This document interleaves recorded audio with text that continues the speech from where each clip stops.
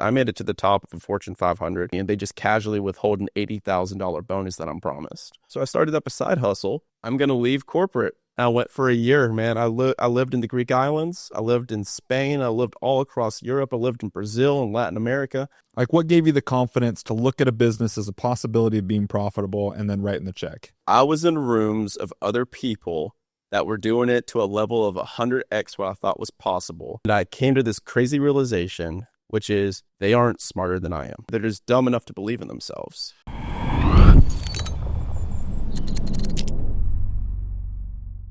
Give us a little insight of what may be the last, how old are you today? 30. 30? Mm. Why don't you take us from like 21 to 30? Give us an overview. Sure. So the thing about my story is it's what everyone does. Like I'd lived what people call the American dream, right? So and we can go into like, what is the American dream? What does it become? But before, what it was, or what we were pitched going into college, was that you're going to go get a 4-year degree. You're going to go get you a safe 40-year job. You're going to get a steady paycheck. You're going to work hard, work your way up, have enough money to go buy you a freaking house, a yard, 2 dogs, and then maybe a couple of kids, right? A smiling wife or husband. And like that was the pitch.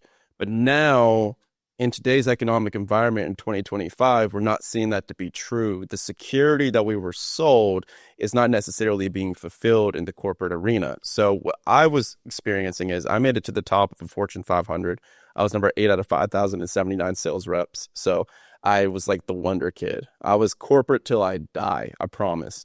And I said, I'm gonna make it up. I'm gonna be a sales manager, then VP, then SVP, then regional, and then go all the way to the top.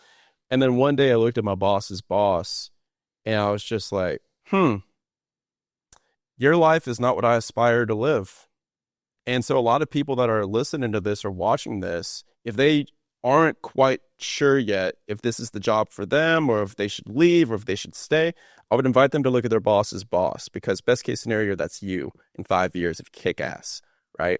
And I looked at that guy, and no hate to him as a human, as a man, but just the situation he was in that position was just, dude, he was just balding, overweight, not seeing his daughters grow up, Zoom calls and back-to-back in 15-minute increments. And I was like, that is not for me. So that was when seed was planted that maybe perhaps there's a different way, there's a different path for me, right? Then COVID hits. I make it to the top of the company, and they just casually withhold an $80,000 bonus that I'm promised. $80,000, which for me was a monumental amount of money. It was double what my annual base salary was at the time. And they were just like, well, since we just reduced the workforce by 15%, we can't justify giving out these bonuses. So it wasn't personal, but that was the day that I realized, the security that I'm signing, this contract that I'm signing in corporate America that says I'm going to spend time away from my friends, family, and self, and I'm going to put those hours towards you, and in exchange, I get security and I get this guarantee. And they stopped fulfilling that end of the bargain. And I was like, okay, cool, I'm out. So I planned my escape. I started in single family real estate. So I was buying just a house a year, saving up my money, buy a house a year. I did the co-living strategy where I rented out the other bedrooms. And then eventually I was just like, damn, this is slow. I'm making $20,000 a month. I was making $250,000 a year. I needed to find a better way, a faster way to leave. And so I didn't have these mentors. I didn't have access to what these private equity groups like Blackstone or BlackRock were doing. I didn't know it existed. So I was just plugging away, being a good little soldier, listening to Bigger Pockets, thinking that was going to be the path, right? And then I didn't even know that it was possible to buy commercial real estate or to buy small businesses or to start your own business, stuff like this. And so now what happened was I bought those and I ended up starting up the podcast, Action Academy podcast, which I've done for 3 years. I've interviewed over 479 multimillionaires. And on that show, I was asking these entrepreneurs and investors, how the hell did you do it? You're a multimillionaire. I'm not. Teach me, and I'm just going to do what you tell me to do. And they were like, oh, you should start up your own thing. You should go buy businesses, build businesses, and then use that cash flow to redeploy back into real estate later. I said, okay, I'm going to start that. So I started up a side hustle from the podcast where I was affiliating out masterminds and different groups and stuff and coaches that I was using. And I started making some good money from that. I was making $12,000, $15,000 a month, making $4,000 a month in my real estate. And so in March of 2022, I was like, I did it. I'm out. I'm going to leave corporate. And I quit March 17th, 2022. And I went to do the next logical best thing, which is travel full time around the world. And I went for a year, man. I lived in the Greek islands. I lived in Spain. I lived all across Europe. I lived in Brazil and Latin America. Ended up traveling for about 8 months before coming home. Complete collapse of identity at that point, which we can get into in this podcast if you want to. But there's just different seasons of you. And what got you here isn't going to take you there. And so I had to put here in a coffin and then become the there, going to there, Brian. So it's like the difference between a remember when friends and imagine if friends. I was like, I got to make this shift, make this pivot. So I was living in Atlanta at the time, moved to Austin, Texas, and then just the world unlocked from that point. Then I discovered business buying, and now that's what I do today. That takes us all the way up to 30 years old. So now I run a portfolio of companies and small businesses, ranging all the way from we're under contract on this freaking Alaska tourism company to companies that clean kitchen hoods in Kansas City, these service companies, to I've got an events and a travel company. Like I've got all of these different businesses. I've got 5 or 6 right now that we're doing by the end of this year, about $9 to $12 million, 9 on the low end, 12 on the top. And it's just, I'm living every single day. I can do what I want, when I want, with who I want. And I run my calendar half out of Europe and traveling around the world today. Yeah. So that is my last decade in about 4 minutes. Yeah, no, I love it. Let's dive right into it. Let's dive into, can you cite anything that gave you the confidence to look at a business as being a profitable venture? Like, where'd you learn how to, I'm going to look at a business right here. You can even use the first one that you acquired, right? I've got to write the check, because we spoke about this a little off camera. You haven't started taking on a lot of outside money yet. You've kind of been bootstrapping this independently. Like, what gave you the confidence to look at a business as a possibility of being profitable and then writing the check? Because I was in rooms of other people that were doing it to a level of 100x what I thought was possible. And I came to this crazy realization, which is they aren't smarter than I am. And that's the piece of advice I give to everybody. You have to put your butt in the seat in the room, because if you're not in that room, you have this idea and this story that you're telling yourself that, oh, for me to do $20 million a year, like I need to be 20 million times smarter than I am today, 20 million times better. That's not necessarily true. They're not necessarily smarter than you. They're just dumb enough to believe in themselves. Yeah. One of the goals of this platform that we discussed was like, I hope that one of the objectives of somebody, I hope that the result of somebody listening to an episode like this is just seeing what's possible. Correct. Period. And full stop. And that is why your network is your net worth, not because you're necessarily learning all these secret tricks and tactics, but because you're just seeing what the hell's possible. And I saw people doing it, and I was like, you're telling me that I just worked my ass off building this company where I also run Action Academy as an annual mastermind that teaches all this stuff, how to buy businesses, buy commercial real estate. We have coaches and mentors across all these asset classes. And so I'm like, you're telling me I just spent the last 2.5 years building this business from scratch, where I wore every single hat: sales, marketing, fulfillment, customer service, tax, and bookkeeping. I was every single hat for 2.5 years, sacrificed my personal life and any friendships that I had to do that and build that from scratch to millions of dollars. I can freaking buy that day one. I can walk into a company day one that's been operating for 5 to 7 years, has a fully managed team, operator in place, fully profitable day one. I can come in there and purchase that thing for 10% freaking down. Yeah. I was like, I'm in, dude. Let's rock and roll. Okay. And so that's where I started that journey. And now it's just like mashing the gas with that. So now I do about an acquisition a quarter. We'll probably get it up to eventually an acquisition every month. But I mean, the name of this game, we can go down this path. We can go down starting businesses, building businesses, buying businesses. But really quickly, I want to talk about one thing before all of that a mentor of mine told me that I think should be the focus for everybody that's listening to this podcast. And that is, he told me this game in life, like this wealth building game that you can play, that you're going to play for the rest of your life. And for me, it changed my entire mindset. And that was level 1 of the game is you gross $1 million. You generate $1 million of revenue. Level 2 of the game is you make $1 million. You take it home, you put it in your pocket. Level number 3 is you pay your team $1 million. It's like, okay, now how do you pay your top 5 people $1 million? And you have people in your world where they make millions of dollars working for you. And then the last one is, how do you give $1 million away? I love that. A year. Yeah. Personally, not as a tax write-off, but like from your personal bank account, how can you make so much money that you can give $1 million a year? So it's gross $1 million, net $1 million, pay $1 million, give $1 million. And that's the game that I play. What aligned for you about that concept? Because this is all a fucking game. And as soon as you stop viewing it as such, you are doomed. You will be crucified by your own success because you will build yourself a coffin of this giant business. And you take it, when you take yourself so seriously, it's like life is just a giant game. Like none of us are getting out of this thing alive. You know what I mean? We're on a floating, spinning rock in an infinite universe. We're walking meat puppets. So why are we stressed out about all of these things? And so the point of a game is to play it, really get good at it, and also have a hell of a lot of fun.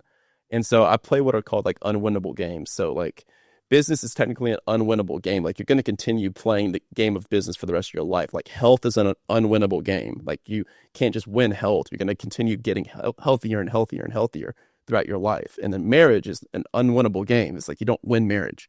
Like you got to just keep working at it for the rest of your life. So I'm very conscious about what games I choose to play. Yeah. And so I now, from an investment thesis, I don't invest in the things that are going to give me the highest return, ROI or ROE, return on equity. I invest in the things that are going to give me the highest ROH. What's the return on happiness? That's what I optimize for. You're finding that if you can get a return on happiness, the rest is taking care of itself? Absolutely. Because look, the saying yes gets you to your first million. Saying no takes you to 10 and beyond. So it's like what got you here isn't going to take you there, and the price of yes becomes more expensive. So now the price of a yes for me to say yes to an investment, to say yes to a partnership is I could say yes to 1 million partnerships that come across my desk. Like I've been offered a co-GP on so many apartment complexes, storage facilities, stuff like that. It just isn't exciting to me. But like now I'm talking about doing an experiential hospitality, like boutique new dev. I'm like, that's fucking fun. Like this seems fun. And I'm excited about the people that I'm partnering with. And I'm excited about the opportunities. And whenever I'm investing in a small business, I'm excited about having, like, because I start with the partner first. Yeah. I'm excited about the idea of them going from employee to entrepreneur now. And they're the freaking business owner. And they're providing for their family and they're controlling their schedule for the first time in their life. Yeah. So my vision is to have 1 million, like this wall of 1 million business cards. And now we're making a wall of like 1 million logos from the businesses that are created. And I want to help 1 million people leave corporate America in the next 10 years. So that's what I do. Cool. Yeah. So go back. Let's dive into like that. What I heard in my first question was what gave you the confidence to write the check or vet the business as like a reliable business to start.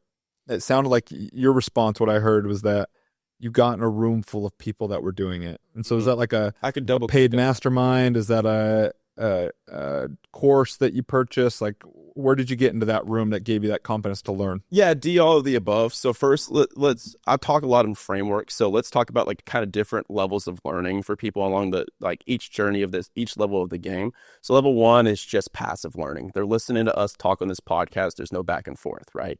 So you're doing something, but there's no interaction. That was the start listening to Bigger Pockets for you at one point in your journey. Yeah. The next stage is interactive, to where you're doing like a boot camp, you're doing a Tony Robbins, UPW, it's like a weekend thing, or you're doing maybe a course.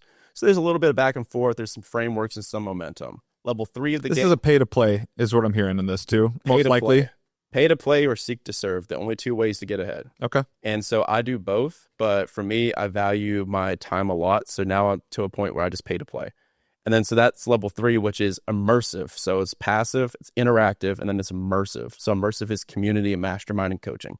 So that's where most of my money goes to. So I spent $527,000 over the last 3 years into coaches, mentors, and masterminds, period. And that's where the majority of it is found. And then level four of the game is going to be like apprenticeship, to where you partner with people and you like join the GP team and they're like actually showing you how to do the thing. And then level 5 is just like high level proximity, to where that's the level you're at right now, where you can pay $100,000 to be in a room and you just need to meet one person. And you're like, that investment's 10x. I'm good. I don't need anything else here. I'm fine. So for me, it was through mentors, masterminds, and just getting in those rooms that I was paying to play. Even back when I was throwing it on a credit card, I had to get ahead. And so I'd throw $5,000, $6,000 on a credit card just to enter these rooms.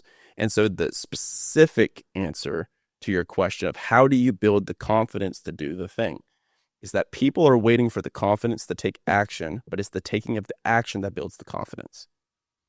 So what I did is I'm like, okay, I'm going to go underwrite 100 businesses.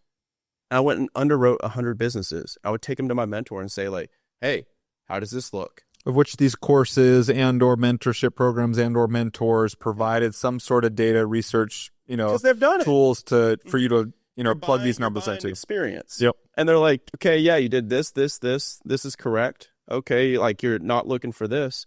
And you just get in the game, you get reps. It's the same thing that I do with everything. And it's the same thing we teach. I'm like, okay, cool. So like you're nervous about like looking at multifamily. The reason you're nervous is because you just haven't gotten experience doing the thing. Yeah. So experience is free. We can just go ahead and start getting reps in. So like just do the thing and then slowly build feedback loops. Same thing with content. Post 100 videos, go back, look at which ones were the best performing videos, iterate more of that, ignore, and then like cut the rest. Yeah. So like that's how I build my confidence. And so it's immersion yields conversion. I'm in a room of everyone else that's doing it, and then I become that person. Speak to the person right now that is caught up in like the vetting which group to join. Okay, so you said that there's some point there was somebody that you might have been putting it on credit cards. Mm-hmm. So let's just build. I don't know if this was exactly you. You're somebody that doesn't have enough liquidity to purchase the program.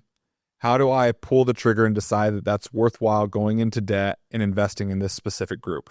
I wouldn't ever say that it's worthwhile to go into debt. That's just a personal decision that worked for me. And I can speak to this from a degree of experience because we run a mastermind that has like multi-hundreds of people. We have almost like 500 members now, and we actually won't allow that to our mastermind. Yeah. So what we tell people is you need to have at least 2 to 3 months of cash reserves saved in your bank account. Like, so level one of the game is if you don't have $10,000 to $30,000 saved up, that's just emergency. The word investing shouldn't be in your vocabulary. Like, and that's even if you're raising capital, doing other stuff. You need your financial house in order first, because what it allows for, it's not investable cash. It's just peace of mind. You just don't operate from a place of scarcity. So if I were to go back, I would say, hey, get that $20,000, $10,000 in your bank account first, and then you can invest. So then the question is, what coach, what mentor, what mastermind do you join? And so what I would say is most people just like want to spray and pray and go into whatever they hear on a podcast. But what I tell them is you need to slow down before you speed up.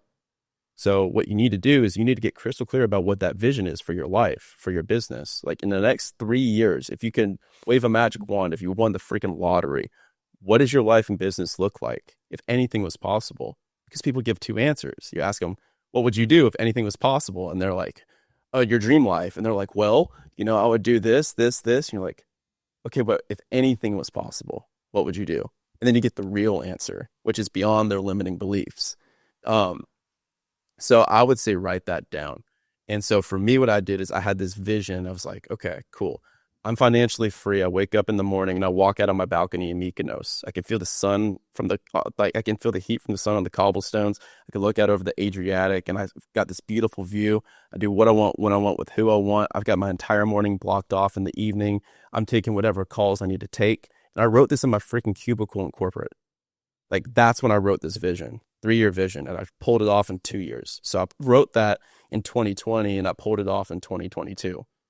And so that's where I recommend people start, because then the mastermind that I was attracted to was full of people that were traveling. They were good parents. They were like, they talk about like this big life where they were like, okay, cool. Like you have to be a millionaire to join, but we care about our health. We care about travel, bucket list adventures, friends, relationships with spouse, relationships with kids, all this stuff. I was like, that's in alignment with where I'm going. And that's what I tell people to do when they're picking coaches, they're picking mentors. My first business coach, I paid $50,000 for, which was like obscene for me to think about. When I was starting my business, I paid $50,000 for a business coach because he was in alignment with the man I wanted to become. I was like, this guy's been there where I want to go. He's built a company that does $10 million a year, present husband, strong marriage, great relationship with kids, great schedule, great work-life balance. So I was like, I want that guy. Yeah. So you paint the vision and then use the vision to guide you wherever you want to go, not the best sales pitch. Yeah, I'm curious because you spent so much on education. In my experience, that if you go and attend some form of like a dip your toe in the water with a group, they've got a team that's there to sign you up. Yeah, if they're having a free event or something, then Yeah. yeah. It's an upsell on that. Yeah. If you were going back to 2022, 2021 time, and you were going there, are you going into that event because you've done enough prior research, knowing that there's a possibility that you're going to participate in whatever they're offering? And or would you just go and attend 3 or 4 and then circle back and make your decision? I think it's a waste of time to just dip your toe in anything. I just dive in.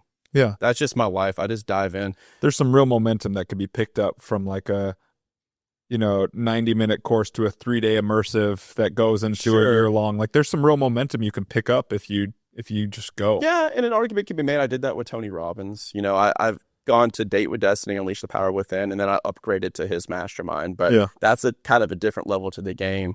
So I would say, yeah, I mean, it is a path that you can take. Like dip your toe, like if they offer something like that, you can do that. But me, I just kind of weaseled my way into rooms that I was underqualified to be in regardless. Yeah. So there wasn't that was an option for me in my personal experience. It was, you have to be a net worth millionaire to be in this room. You are not a net worth millionaire, therefore you don't even have the option.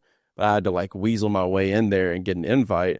And then they gave me a shot, and it was a Tuesday when they gave me the shot, because I cold emailed this guy I heard on a podcast worth $100 million. And I said, hey, we just had a conversation about momentum. And I said, hey, I've listened to all your podcasts, read all your books. Like, I'm right where you were when you were my age. I want to travel the world. I've got a few rental properties I'm looking to expand. I'll fly out anywhere you are and take you to lunch for free. Like, I'll come to you. Like, let me know whatever you hate doing. I'll do it for free. And it was the founder of this mastermind. And he's like, hey, you know what? Like, we have a spot that just opened up. You don't qualify, but it's $5,000. And if you want to be in the room, like, you come be in the room. And I was like, okay. And everyone told me how stupid it was to do that. And I did it, and I showed up. And this was on a Tuesday. And that Thursday, I needed to be in Denver, Colorado. And Thursday, I was in Denver, Colorado. I called out sick to work. Yeah. And that's been my ethos ever since. I move fast and break things. Yeah. And now it's quite a bit different, because that was my season of yes. I say yes to everything, because yes takes you to your million, no takes you to 10 plus. So that was when I was like, give me an opportunity, give me an inch, I'm taking a mile. Yeah. Like any opportunity, I'm there. And now it's a little bit more calculated. I heard you say that you just spent a lot of time underwriting deals, like trying to figure out which business you're going to buy and underwriting. And I hate it. I hate underwriting. That's not my role anymore. Yeah. That's not me. Yeah, I love that you spent the time doing it, though, because now when somebody talks to you or takes you through the underwriting of a business, I imagine you can box with them and you can dance that dance and understand where they're trying to take you in the performas and those kind of things. Same thing with multifamily, same thing with storage. But at the end of the day, it's like you need to know where you're dangerous and where your strengths are. And in the beginning in corporate, and like this is great advice for people listening, is you're told to work on your weaknesses so that you become more well-rounded and balanced. But in entrepreneurship, I found to be true that you hire your weaknesses and you partner with your weaknesses. You don't work on your weaknesses. You actually take your strengths, anything that you're really great at, you put the effort to become exceptional at that thing, and you partner with and hire your weaknesses. Yeah. So that's what I do today. So if you tell me to underwrite something, look, I can know enough to be dangerous. And that's important. You need to know enough to be dangerous, to know what you're talking about, back of the napkin math. And I can do that. I've got people on my team that are wizards at that. They wake up in the morning, they do Excel without a mouse, dude. Like, they love that crap. Yeah. What I invest in when I'm investing in a business is I'm like, can I understand this on the back of a napkin? And we can actually talk into, if you want, like tangible, tactical metrics that people can look at here if they're wanting to buy a business. I can tell them what to do here. But can I explain this business on the back of a napkin to my mom, explain what it does? And number two, do I trust the operator? Do I know, like, and trust the operator? Because I invest in a like a second party position as like the capital passive partner on these businesses, and somebody else is the one that's running them while I run my core business. Yeah. And so that's what we do. But if we're getting tactical about it, we're looking for businesses between $1 to $3 million of top line, 300 to 500,000 seller discretionary earnings of profit, been established, running for 3 years plus, trailing, increasing profit, with a team that has an average tenure of 2 years plus. Yeah. Yeah. Well, I want to dive into that. I want one more piece of advice from you before we go into that. Speak to the person that is still working a 9 to 5 right now that is looking to break out. What schedule worked for you to work on building this future while you were still balancing your 9 to 5? Yeah. I'm really busy right now. I'll focus on investing in development later when I'm less busy. Yeah. Yeah. No, I'm talking about someone still employed. Correct. No, there's a point. Yeah, yes. Okay. Yeah. So that's what people tell me. Because again, like we help people that have 6-figure jobs leave 6-figure jobs. That's our entire business. And that was me. And so the biggest thing that we get is, oh, I'm really busy right now. I'll work on myself and personal development and investing when I'm less busy. And then somebody had told me something that shattered that thought, which was, oh, you're telling me when you make more money, grow a bigger family, and have more responsibilities that you're going to be less busy. And I was like, got it. And they said, the irony of what you're saying to me, this is a mentor. He said, the irony of what you're saying to me is that you're saying that you're not going to hire the coach or hire the help or join the groups until you're less busy. But I'm here to tell you that you will not become less busy until you hire the coach and join the groups. I was like, got it. And that's what did it for me. But the tactical answer to your question is between 9 to 5 is where you make a living. Between 5 to 9 is where you make a life. Period. So make the time. Like, carve it on your calendar. Show me your bank account and your calendar, and I'll show you what you care about. If it's not your bank, it's not reflected in your bank account, it's not reflected on your calendar, you don't give a shit about it. Don't tell me you do, because it's not on your calendar. And so for me, it's on the calendar. I'm like, okay, I'm talking to brokers here. I'm underwriting deals here. I'm attending this webinar, this free Zoom call, or whatever it was in the evenings or the mornings. So pick. So you're either going to do mornings, you're going to do middle of the day if you're working remote, or if you're in the field like I was in sales, or you're doing the evenings. So pick and go tell your spouse, hey, I'm going to build a life for us over the next 2 to 3 years where we have complete control of our calendars. But for right now, work with them and say, this is what's required. What works best for you? Let's do this together as a team. And so I'm speaking again. We've had 2,000 conversations like this, 456 active members in our thing. And they have this conversation. Some of them prefer to work in the mornings. These guys and girls are getting up at 6 o'clock in the morning or 5 o'clock before their kids are up. They're underwriting deals. They're drafting up their emails to send to brokers at like scheduled at 10 o'clock, 11 o'clock. Or they're doing that evenings to where they're spending their mornings with their families. They go to work. They're really in office and work. And then in the evenings is when they do all of their stuff. So you just have to put the time on the calendar, and weekends. It's just what was required in the beginning. Yeah. So like what I'm hearing in that is you're telling people it takes at least a 12-hour day minimum, because if they're working their 9 to 5 and they've got to be at the office from 9 to 5, that's 8 hours of work. Oftentimes it's really only 7 because you've got a lunch break in there somewhere. So if you really commute, if you want to make up for the commute time, maybe you cut your lunch in half and see what you can do inside of that period of time. But I love that, because right now mine would at least a solid 2 hours. I'd say at least 10 hours a week minimum. I'll actually make a bolder statement. I was about to make a bullshit fluffy statement, but I'll retract it. There is no other path. You cannot, like, the hard long way is the shortcut. Like, there is no other way. Yeah. So like, oh, I'm gonna passively build passive income. I haven't found that to be true. Yeah. So what I'm hearing from your advice would be, let's just call it 13 hours a day of committed, because you're going to have some commute time getting ready, but you need that 4 hours of build time, and you can choose. Yeah. Like for me, my kids, what we have going on, I wouldn't want it to be the 5 to 9 p.m. because that's a lot going on in my family right now, and that's the life of what's going on. No brainer to do 4:30 to 8:30 in the morning right now, like easy decision. People. Yeah, because they're like, I've got kids, I've got all this stuff, and I'm actually working on a phrase or framework. I don't have it nailed down to what I want to call it yet or how to make it like super dialed, but the idea is that you having constraints on your life is good. So like a lot of people say, oh, I've got kids, we've got soccer practice, we've got dance recitals. How am I ever going to carve out time for financial freedom? Right. I'm like, this is good. Like, actually, it's a worse thing if you have a wide open calendar, because what will happen is you'll buy that business, or you'll build that business, or you'll build these investments, and you have this void that just of like limitless work that will fill this gap. And that's what I've fell into. Like 2 years ago, I was like, I wish I could go back to Brian when I was building my company and say, hey, I want you to build that company, but just as a game. What if you didn't work Fridays? What if you did it in 4 days a week? I think I could have still done it. Yeah. Instead of working every single day, 15 hours a day, just because I was obsessed with it. So talking to the person that has those constraints on their time, I will tell them I've seen it to be true. Not only is this theory, it's practice, it's fact, that the people that I partner with that have families, most of them all have families, those people are better operators because they have to be. They're better at delegation. They're better at systems. They're better at automation. They're better at scheduling and better at hiring people because it's a necessity. They're like, I need to be home with my kids for dinner. I can't work until midnight. Somebody else has to get this done. And so they're way better at delegating than I am. Yeah.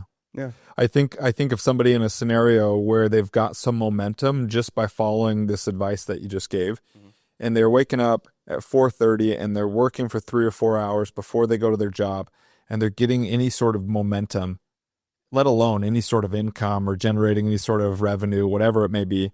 Mm-hmm. And then the light bulb clicks like, man, if I'm doing that with 3 to 4 hours a day, what could I do if I dumped another 8 hours a day on top of it?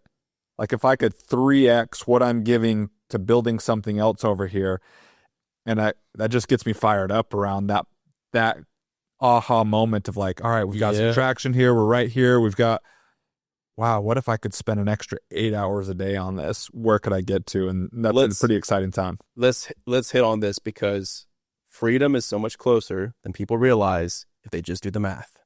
They need to do the math, because what you just said is completely true.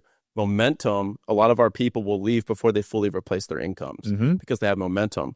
Because what people do is, the magic number people say is $10,000 a month. I want $10,000 a month of passive income so I can quit my job, travel around the world with my wife, do whatever, what I want, when I want, with who I want.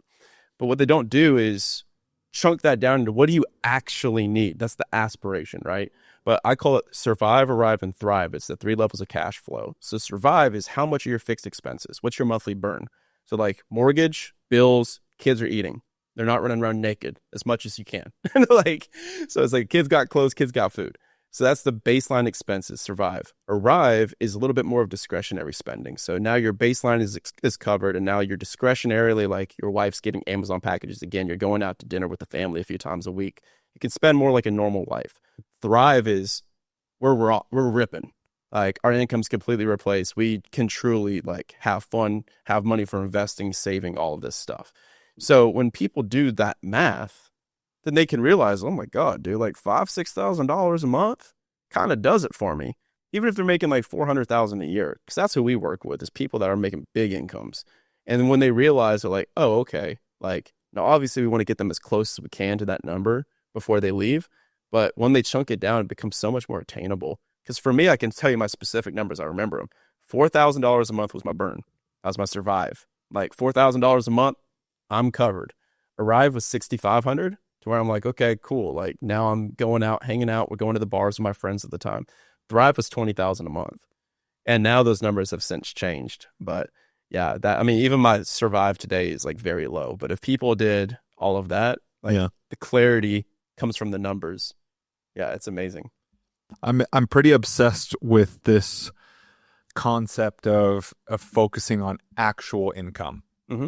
And I wouldn't want people to hear that in the way of like private equity. When someone says, oh, private equity came and bought our company, and then they're just robots and machines, and on paper, they cut this expense and they just reel it with debt. Right. Like they just, oh, that person's making that much, boom, cut them.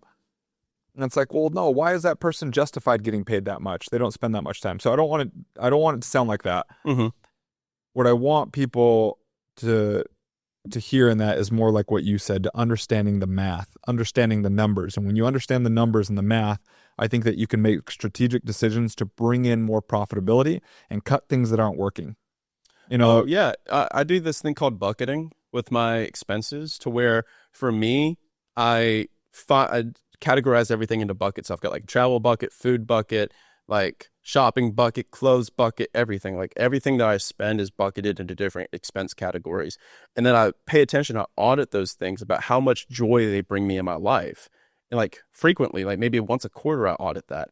And the top 10 to 20% buckets, I spend lavishly in those buckets and I ruthlessly cut the rest of the buckets out because I don't care about them. So like clothes aren't a big deal for me. Like I've got a rental here. I rented a freaking Ferrari. I don't drive a freaking Ferrari back home. I'm just not a car guy. It just doesn't wet my whistle. That's why I'm experimenting here because I'm doing a bucket audit. Like, am I a car guy? Who knows? But a lot of people can realize, oh, I just simply am spending money stupidly on things that aren't even moving the needle on my happiness. Yeah. And so I only spend money on things, but I spend lavishly. Like hotels and travel for me, I'm spending a lot of money. Like I go stay at the $1,000-$2,000 a night hotels now. I freaking love it. But in my day to day, it's like I spend like $1,500 a month on food. It's nothing crazy. So it's like if you look at my spending overall, it's pretty normal as like a normal human. Yeah, my buddy Tyler speaks about minding your business, like paying attention to it, minding it. Yeah. And then who was it? It might have even been Hermosi. Yeah, I think it was Hermosi that's like, hey, if you're not looking at your bank account and honoring it and seeing where it goes and watching it, like, and he issues this challenge of like, where focus goes, energy flows. Yeah, there you go. Yeah. So the next step would be you've created this concept. You went and got education behind it. You found who's going to teach you or guide you through either paying them to do so or providing enough value to them to lend you some time. Correct. Now it's time to break off into whatever you're doing. Tell us like your stage right now. Like, how did you decide it was going to be business acquisitions like that? Because that's how I understood it to be. Like you dabbled in real estate. You saw that it was going to be a slower path. Like that was my dad's path. Mm-hmm. He built up this nice residential real estate portfolio, but it took him 30, 35 years to do so. Correct. You didn't align for you to take that path because of time. You saw an opportunity in businesses. I see if you're looking for a business that did, you say 1 to 3 million in top line? Mm-hmm. In acquiring a business like that, that's not exactly life-changing money to somebody that's on the side that's getting acquired or bought out. Where are you finding these deals? And how are you structuring them in a way that's making it enticing for somebody to entrust you into either coming on as a partner or selling you the whole thing? Yeah. So we're Main Street. So what you're talking about is like, and I think that you were involved in like an exit, correct? So like PE, private equity, is like life-changing sums of money. But for what most businesses fall into is Main Street. So like Wall Street would probably be like $5 million profit and plus. That's what those guys are targeting. We're targeting like below that. So like the most profit that we would buy, even a big deal for us, would be like $2 million in profit. So that's where most businesses operate, and they're normally between the $1 to $3 million top line, like revenue range. And so that's what we're looking for, is kind of that $500,000 4 to 5x multiple. Like that is a Main Street business. That is like a freaking plumbing company that's been running for 20 years and they got 20 employees, like mom and pop. And so the reason that I love those is because we can structure them to where we have 6 figures of cash flow freaking day one. It's because I care about cash flow. Cash flow is what gets you out of the game, and then equity is what helps you build wealth later down the road. So it's like, for me, I invest for cash flow first. And then because you can't buy a latte with equity, period. But there's also benefits to that. Like I pay 37% in taxes. So, there's pros and cons to the game. But for me, the reason that I like business acquisition, again, is I can help somebody, like they can come in day one and we can structure a 2 or 3 way partnership where it's like, you got a $3 million business, 10% down to the SBA, bringing $300,000 to the table. Then you can have one person that's like, hey, I'm going to be the operator of this business. I'm going to quit my job. I'm going to run this thing. They're on the cap table. That's what I like to see. Then I come in as normally the capital side of it, and I help them underwrite. I'm like, okay, cool. Like negotiate this, and I kind of help them across the finish line. I'll say like, I'll put $150,000, $200,000 into it. Maybe we'll have somebody else that comes in as another capital position, right? That's going to the previous owner. So this is the 10% down payment. So this is from the buy side, right? Okay. So it's the buy side. So what people do when you're buying a business on Main Street, which is what we're talking about when you hear people say buying a small business, most of the time, the SBA, which is a government-backed program, is going to fund 90% of the deal. So the seller gets all the cash. Like, so if you buy a business for $3 million, that seller's getting $3 million to the bank account. But for you, like, you're putting down 300,000, 90% is finance. So you're required for 10%. So I'd bring down, probably most of the time I do the full 10%, or I'll bring down like the majority of it, right? And I'm a passive partner in that. So that benefits me where I'm at in my journey, because I can focus on my core business and get like $40,000 to $60,000 pops of passive cash flow. So I get an insane, like normally 30% minimum cash on cash return for my investments passively. And then the operators of these businesses like get to come in and they get a business for $0 down because I funded it. They get 85% plus equity in the deal and 85% plus profit day one. And they're the ones that are going to come in and run the deal and run the team and actually, like be able to be a business owner for the first time in their lives. And the risk is mitigated down a little bit because instead of starting a company, like where it's your every single position, you're buying something that's already been working for 7 years. So it's not that I want to say that business buying is simple, but I will say that if you're doing it like an apples to apples of buying a business versus building a business, buying a business is less risky, I believe. Yeah. And so that's what we focus on. So the reason, the second part of your question is, why would somebody sell? And the answer is that right now is like the single greatest economic opportunity of, I believe, our lifetimes, because you have these baby boomers that are working for 20, 30, 40 years building these businesses from scratch. Their kids want to do TikTok dances. They don't want to freaking take over their plumbing or their asphalt company. Like, so now they've got 10 employees, 20 employees. They're not big enough for private equity to buy them. So what do? They want to retire. They're 67 years old. They want to go move to the Florida Keys. They're going to freaking shut it down. They're going to shut the business down. So they'd have no one else to pass it to. And here's the thing. People that are first-time business buyers get so nervous because they don't feel like they're going to be sophisticated enough to talk to this seller. But 9 times out of 10, or 10 times out of 10, it's the seller's first time selling a company too. They don't know all these words like EBITDA and all this stuff. Like, dude, they just ran a good, honest plumbing company or a cleaning company or an asphalt or a construction company, a HVAC company for 20 years. And they just made some good money from it. And so there's so many ways that you can negotiate that too through seller financing as well, which happens in multifamily as well. And you can go to that seller and say, hey, Mr. Seller, you got a $3 million business here. You're going to get that in cash in your bank account, dude. You're going to be paying about 25 to 37% of tax on that. So instead of doing this full thing through the SBA, like we can negotiate maybe 20, 10, 20, 30, 40% of this through seller financing to where I can pay you directly, not the bank, and I'm funding your lifestyle. You're getting that pure passive cash flow back to your bank account each and every month. That's why it's important to know what the seller wants. What's their goals? What are they trying to do? What is their aspiration outside of running this company? Yeah. And then you help them align with that goal. And then that's how you negotiate the deal. It's like your price, my terms, or my terms, your price. So you can negotiate it. And it's like, for me personally, to land the plane on all of this, why do I like this over real estate? The honest answer is it's just more fun for me. This is my jam. I love business. I could talk about business all day. If you told me to talk about multifamily real estate, it's boring to me.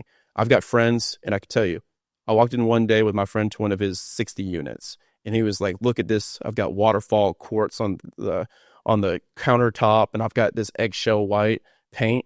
And I was like, I want to kill myself talking to you right now. This is the worst. It's just not what I'm interested in. Yeah. So there's a million ways to make $1 million. Name of the podcast. Pick whatever way is most fun for you. And because I've just had exposure to all of it, man. And business buying for me is freaking fun. Yeah. I love tackling these juicy problems of business. It's fun. Yeah. Yeah. So let's go high level. Okay. You start. 1, you discover you're not in alignment with where you're trying to be. For you, that was looking at your boss's boss. Correct. All right. So you're looking a couple steps up the ladder, and does it align for you? I love this because our most recent hire to the team, she said that she accidentally laughed when they asked her if it was a goal for her to be an executive at this company. Yeah. And she was like, that was like her response, like what you just said. She's like, oh, I was so embarrassed. I didn't mean for that to be, but it was also this tell moment of like, no, it's not my goal. Okay. So there's your first step. If we could build this kind of process for somebody. Yeah. take a couple steps up the ladder, look at it. Does that align for you, and is that what you want? Well, I give them this step by step if you want me to. I've got a whole framework for it. Please. All right. Let's send us off with that. Send us through someone right now. They're working at a job and they're having this aha moment that I think that I'm meant for more.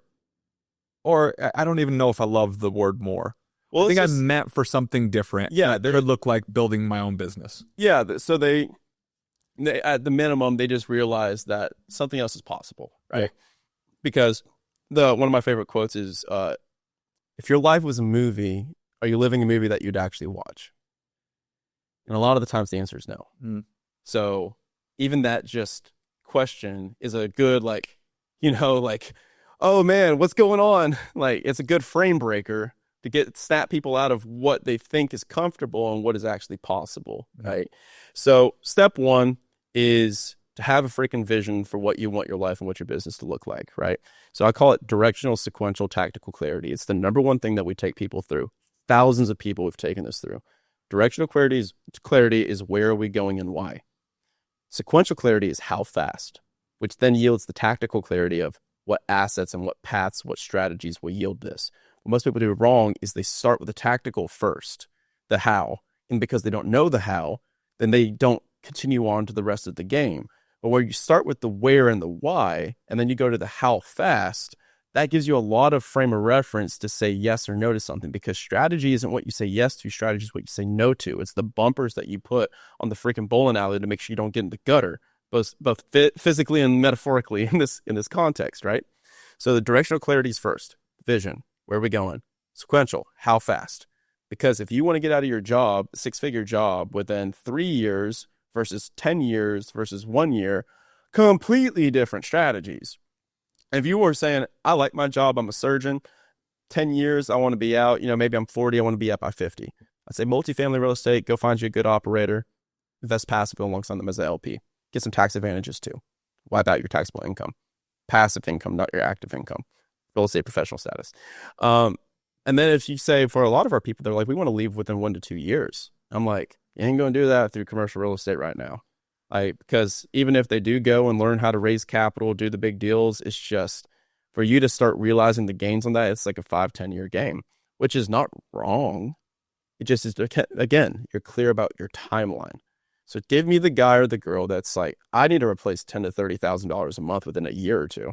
Like, okay, well, you have two paths. Number one, you can like wholesale or flip land or flip houses or something like that, like some active income, or you buy a business that's going to print you that cash flow day one. You need one acquisition, just one.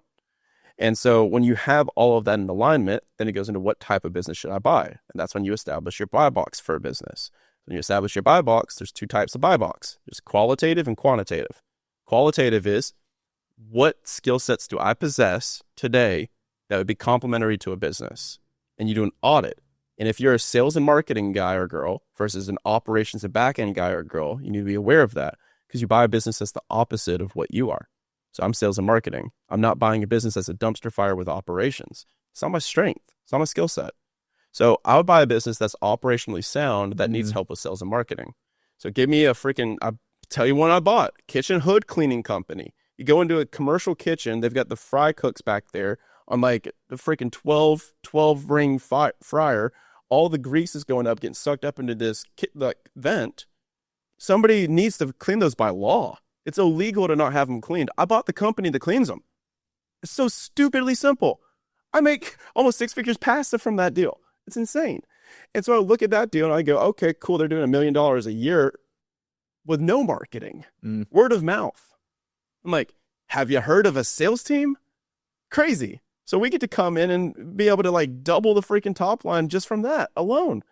And we just bought another kitchen hood cleaning company actually from that. But just the point is to find something that complements your skill sets. That's the qualitative buy box. And then also, how often do you want to work? Where do you want to work?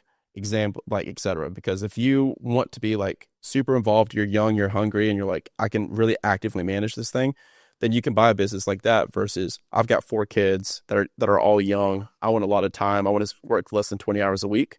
That's qualitative buy box. Quantitative buy box is your actual numbers. So I tell people, you do not buy a business beneath $1 million, because that's a job. Buy a business between 1 to 3 million. That's the sweet spot. Great starting point. So you're going to need $100,000 to $300,000 capital to do it. Those businesses are only going to have an operator, an office manager, maybe 5 to 10 employees, right? So it's not going to be anything that's too crazy for you to handle, but like you can get your feet wet and like you can get your bearings like running this team before you go buy something that's got like 40 employees or something. So like that's where we start right there. So now you're like, okay, cool. 1 to 3 million in top line, 3 years trailing financials, normally $300,000 to $500,000 of profit you want to see.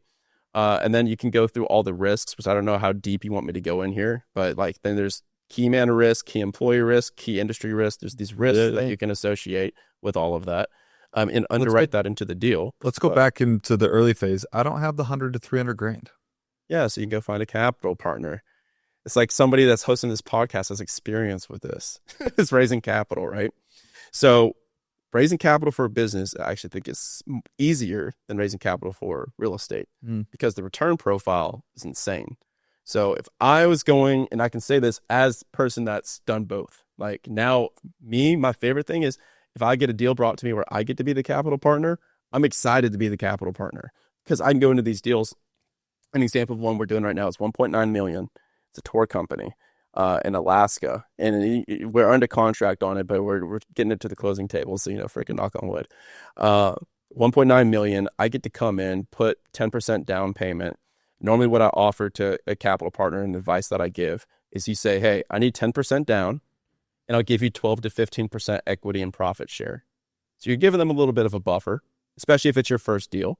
And you're saying, okay, hey, like you're taking a risk here. I'm going to pad this a little bit for you. So 12 to 15%. And then I get 15% of the profit. I get 15% equity in the company. So I get advantage of the upside and of the ongoing operations of the business. And I do nothing. Like that's a blast. That's super fun. Like that's what I recommend. So that's what I would do if I was raising capital for a business. And that's what I do as a capital partner in the business. I think a lot of people get stuck at this consumer mindset of, okay, what I'm learning from Brian is I need $100,000 to $300,000 to achieve this. I don't have it. And they stop. And now their plan goes from 1 year to 7 years because they think it's going to take them that long to save up at their corporate job. It's like, no, that's a consumer. Like, yeah, you just have to ask yourself this, how can I question? How can I? How can I find 100 grand? How can I find 200 grand? It took our people one text message to me. And they were like, hey, we know your buy box. We know what you're looking for. This is why this deal rocks. This is why we're doing it. We're under contract on it. We're putting some skin in the game. Like, we're going to personally guarantee this thing. And we really believe in this. And here's why we're the right people to do it. I said, okay, cool. How much money do you need? It was that simple. It was a few text messages. Yeah. Yeah. A lot of momentum in a short amount of years. And now you're helping people do it. It's fun. Tell people where they could find you if they wanted to get some help from you. Like, listen, I think that, man, I wish we wouldn't have recorded your podcast and we would have just spent time diving into. I want to dive through your curriculum and your course, but tell people where they can find it. So all the way back to your first question, which is how do you truly like vet a coach community, something like that? And my final answer to that is, did they give it away for free?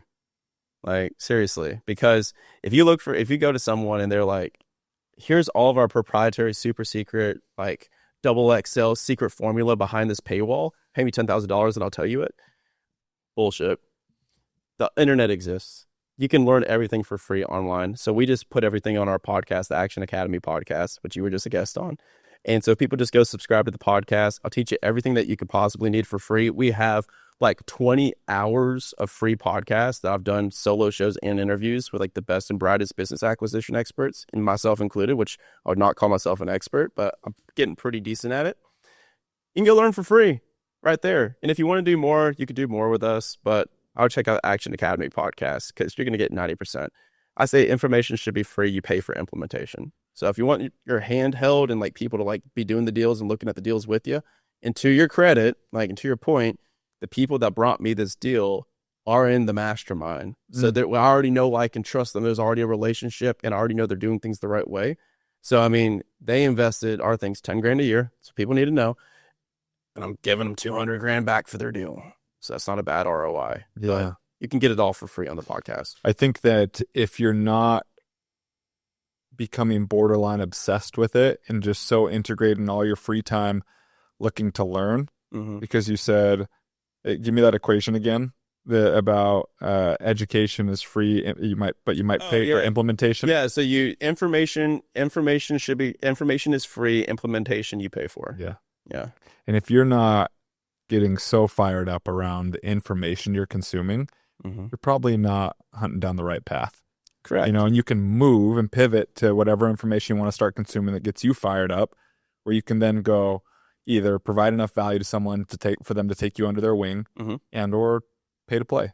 And also, I want to preface as like, I don't want to come off as a real estate hater, because a lot of our podcasts, like anybody that's like the best and brightest in any of these asset classes, I've had them on the show, or or they're booked. You know, like I've talked to the top guys, top girls. And even in our thing is like we do boutique hotel, multifamily, storage, mobile home, and RV.